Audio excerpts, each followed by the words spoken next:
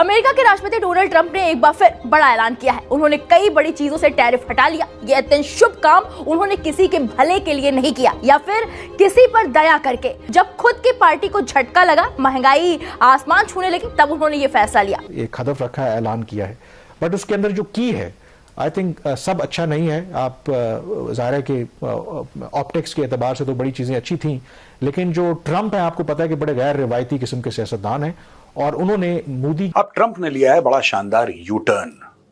अब बात यह हुई कि ट्रंप ने दुनिया भर पे लगा दिए टैरिफ। अब ट्रंप को यह रियलाइजेशन हो रहा है, ये पूरी बात कि नहीं साहब हम ये कर देंगे और इससे हमारी इकोनॉमी ऐसी ऊंची हो जाएगी। ये दुनिया भर की बातें ट्रंप ने बोली। ट्रंप ने यहां तक बोला कि ट्रिलियंस यानी कि खरबों डॉलर हमने कमा लिए हैं भाई।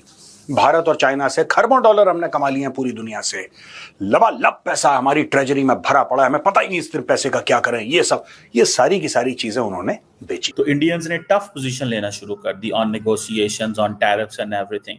बट द मोमेंट अब अगर इंडियंस जो है, इट मींस कि बहुत सारी बातें कंक्लूड हो चुकी हैं। ट्रंप की ये जो मैसेज है, इसका मतलब है बहुत कुछ कंक्लूड हो चुका हुआ है, ठीक है ना जी। सो ये चीज़ें जो हैं वो मौजूद हैं। और दूसरा ये है कि अब इंडियंस इसको लाइट नहीं लेंगे, बिकॉज उनको पता है ये सारे के सारे डिविडेंड्स जो हैं वो उड़ सकते हैं। और इंडिया, और फिर साथ में क्या हुआ कि मोदी साहब, देखिए डोनाल्ड ट्रंप का एक तरीका है काम करने का। वो एक तरफ तारीफ करते हैं, दूसरी तरफ थोड़ी सी टफ लैंग्वेज को वो यूज़ करते हैं, ये उनकी आदत है। अभी उन्होंने प्राइम मिनिस्टर को बोला that Modi is tough as hell, और साथ में उसका ब्रेक थ्रू मिल चुका है। और ब्रेक थ्रू इस तरह से है जहां पे ट्रंप को भी एक जीत दिखाने की मौका मिलेगा और मोदी जी बोलेंगे मैं जीत गया, किसी को हरवाने की हमारी कभी मंशा था ही नहीं। और जो ये मेजर ब्रेक थ्रू होगा, ये दुनिया का सबसे कम टैरिफ लगने वाला है भारत के ऊपर। और स्टोरी के अंदर और बड़ा कुछ है। और अपने लोगों को ये चूरन खिलाया कि बेटा जो टैरिफ के जो पैसे हैं ना, वो देश देगा जो अमेरिका में सामान बेच रहा है।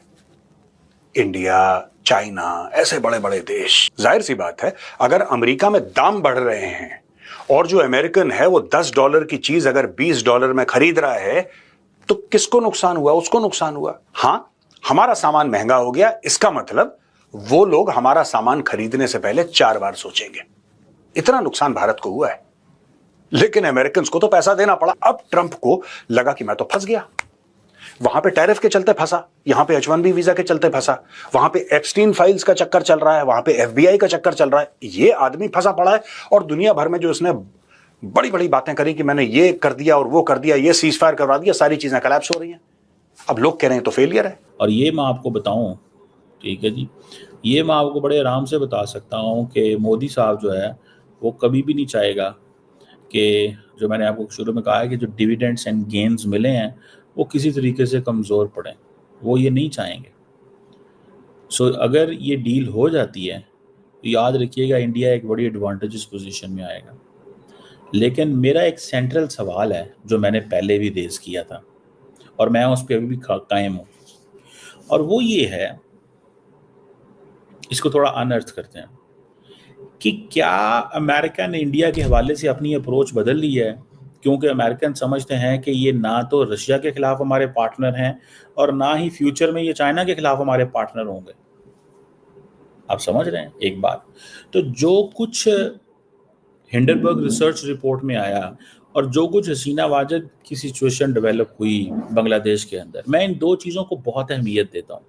मुझे ऐसे लगता है कि इसकी वजह से कोई टोन सेट की गई थी, एक टोन सेट की गई है। तो इंडिया का अगर बांग्लादेश पे इन्फ्लुएंस नहीं है तो इंडिया का क्या आप समझते हैं कि वो जो रीजन के अंदर जिस तरह सार्क को डिसमेंटल कर दिया इंडिया ने, तो आपको लगता है कि वो रीजन के अंदर जो एक हेजेमोनिक या एक पैटर्नेज की पॉलिटिक्स करना चाह रहा था वो कर पाएगा? भारत चुप क्यों है? क्योंकि हमने देख लिया कि अगर यार डोनाल्ड ट्रंप खुश हो भी रहा है, ये छोटी मछली है, इसकी ईगो वो छोटी मछली है। हमने बड़ी मछली पकड़नी है और उसको फ्राई करके खाना भी है। वैसे जानू फ्राई करके मछली खाने की बात कर रहा हूँ, लेकिन अब समझ रहे हैं मैं किस कॉन्टेक्स्ट में बता रहा हूँ कि हमने बड़ी मछली पकड़नी है। वो है USA का ट्रेड, वो है इंडो पैसिफिक में हमारी धाक, वो है वर्ल्ड स्टेज पे हमारा स्टेटस। इसलिए छोटी मछली जो ट्रंप की ईगो है जाने दो, कोई दिक्कत नहीं है। साथ में हमें मालूम है एक चाइना का फैक्टर भी है। और ये रियली मैटर करता है क्योंकि भारत और यूएसए दोनों को एक दूसरे की जरूरत है चाइना के एग्रेशन को काउंटर करने के लिए। क्वाड के अलायंसेस को हम और तेज करते जा रहे हैं। डिफेंस का कॉपरेशन हमने 10 साल का हमने साइन कर लिया। टेक्नोलॉजी की पार्टनरशिप्स हमारी होनी शुरू हो गई। इंटेलिजेंस की शेयरिंग ऑलरेडी जो 5 आइज को होती है वो हमें मिलनी शुरू हो गई है।